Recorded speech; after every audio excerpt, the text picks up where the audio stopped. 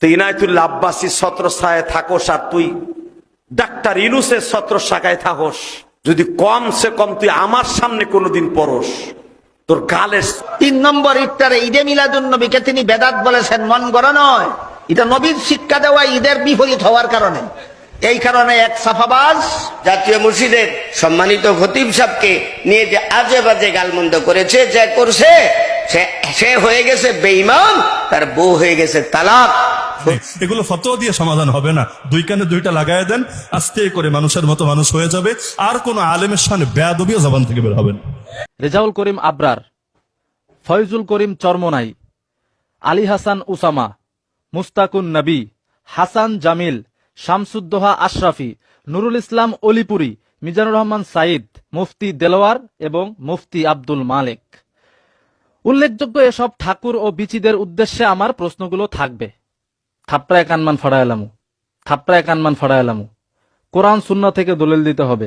ওই একজন আলেমরা গালিগালাজ করলো জাতীয় মসজিদের খতিবকে, এখন কি ওরে ফতোয়া শোনাবেন? ভাই রে, জাতীয় মসজিদের খতিব একজন সম্মানিত আলেম, তারে গালি দেওয়া তোমার জন্য হারাম হয়েছে। কেন ও জানে না কোনটা হালাল কোনটা হারাম? জানে। এগুলো ফতোয়া দিয়ে সমাধান হবে না। দুই কানে দুইটা লাগায় দেন, আস্তে করে মানুষের মতো মানুষ হয়ে যাবে। আর কোন আলেমের সামনে বেয়াদবিও জবান থেকে বের হবে না। এনায়েতুল্লাহ আব্বাসীর একটা পান্ডা আছে, ভাড়া করা গুন্ডা। তোরা সবাই মিল্লাও আমার নাভির নিচের একটা পশমও ফালাইতে পারলি না। জানি না এনায়েতুল্লাহ আব্বাসীর এখানে কোনো ইন্ধন আছে কিনা। এনায়েতুল্লাহ আব্বাসীর একটা পালা, কি বলবো এটারে, পালা একটা কুলাঙ্গার। শুনলাম ওর বাপ পেপে ব্যস্ত না রিক্সা চালাইতো, আজকে আব্দুল মালিক সাহেবরে গালি দিয়া ও মনে করছিল ভাইরাল হবে।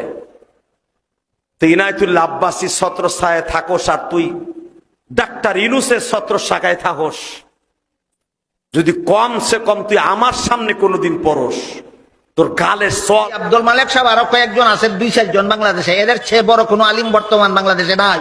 তাহলে আব্দুল মালিক সাহেব একজন সাধারণ আলেম না, বাংলাদেশের শীর্ষস্থানীয় আলেম, জাতীয় মসজিদের খতিব, বাইতুল মুকাররম মসজিদের খতিব। তিনি এই 3 নম্বর ঈদটাকে বেদাত বলেছেন, মন গড়া না নবীর তরিকার বিরুদ্ধে হওয়ার কারণে। 3 নম্বর ঈদটারে ঈদে মিলাদুন নবীকে তিনি বেদাত বলেছেন, মন গড়া নয়। এটা নবীর শিক্ষা দেওয়া ঈদের বিপরীত হওয়ার কারণে।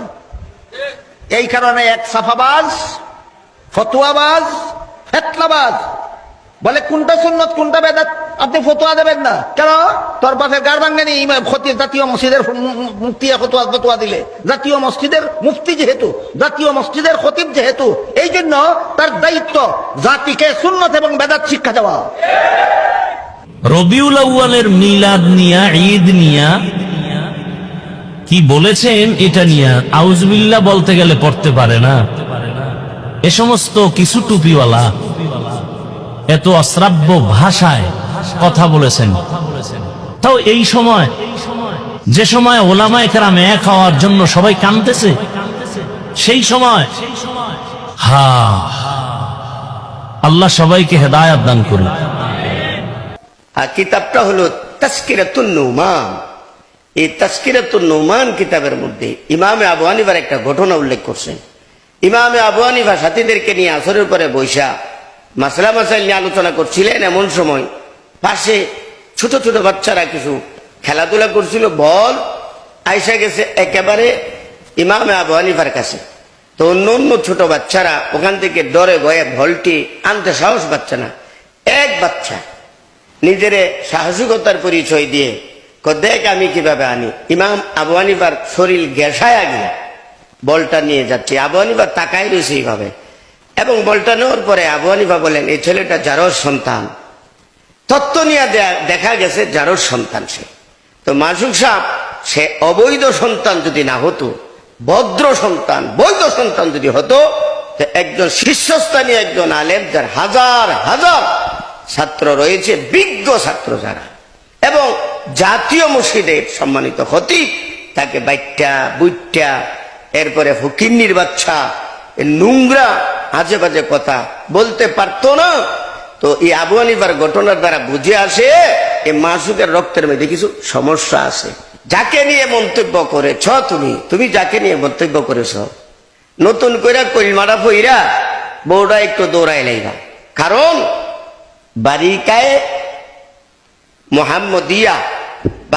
মোহাম্মদিয়া কিতাবের মধ্যে, আর এটা হলো আহসানুল ফতোয়া খণ্ড 1 39 পৃষ্ঠা। সংক্ষেপে যেহেতু সবগুলো বাড়ি করে দেখাইলে অনেক লম্বা হয়ে যায়, পরিষ্কার উল্লেখ রয়েছে আল ইস্তেজাউ বিল ইলমি ওয়াল উলামা কুফরুন। হক্কানি আলেম উলামায়ে কেরামগণকে অনর্থক যদি কেহ বেইজ্জতি করে, ঠাট্টা মস্কারি করে, কুফরুন, এটা কুফরি, সে কাফের হয়ে যাবে। মান আযাল্লাল উলামা ইয়ানফি মিনাল বালাদি বাদা তাজদীদিল ঈমান।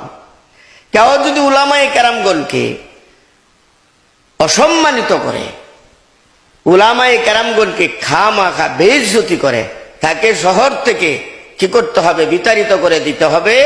দ্বিতীয়বার তারে মুসলমান বানানোর পর বাদা তাজদীদিল ঈমান, মানে ঈমান চলে গেছে। আগে বলতেছে ইহানাতু উলামাইদ্দিন কুফরুন, উলামায়ে কেরামগণকে কি করা? অপমানিত করা, এটা কুফরি। আগে বলতেছে ওয়ানিল মুহিতি মান শাতামা আলিমা, যে ব্যক্তি হক্কানি আলেমকে গালি দিল, যেমন উনার চেয়ে হক্কানি আলেম আর হতে পারে না জাতীয় মসজিদের খতিব লাল্লুয়ার পাঞ্জুনা।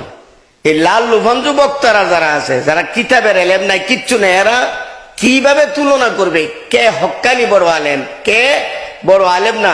তাদের তো যোগ্যতাই নাই। সুতরাং এখানে বলতেছে ওয়ানিল মুহিতে মান শাতামা আলিমা ফাকাত কাফারা, কোন আলেমকে যদি কেহ গালি দেয় কাফের হয়ে গেছে সে। ফাতুতাল্লিকু ইমরাতুহু, তার বউ তালাক হয়ে গেছে।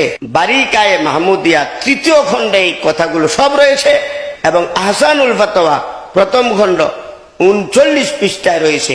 এতে বোঝা গেছে জাতীয় মসজিদের সম্মানিত খতিব সাহেবকে নিয়ে যে আজে বাজে গালমন্দ করেছে, যে করছে, সে হয়ে গেছে বেঈমান, তার বউ হয়ে গেছে তালাক, ফতোয়ার দৃষ্টি।